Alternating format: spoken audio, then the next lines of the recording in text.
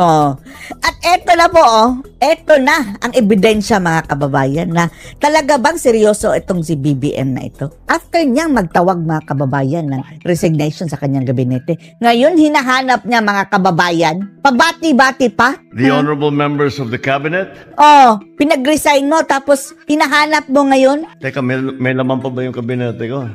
Ulol! Pinagpa-resign mo tapos hinahanap mo pala. Anong kasungahan yan mga kababayan? Maniniwala pa ba tayo dito? Parang mga contradiction ang mga pinagsasabi eh. Pinagbibitiw niya mga kababayan, ngayon hinahanap.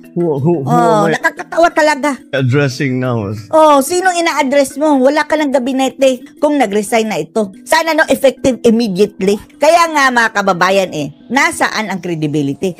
Na parang instant lang pala mga kababayan itong kanyang ginawang resignation call dahil hindi naman pala effective immediately Pipiliin pa niya mga kababayan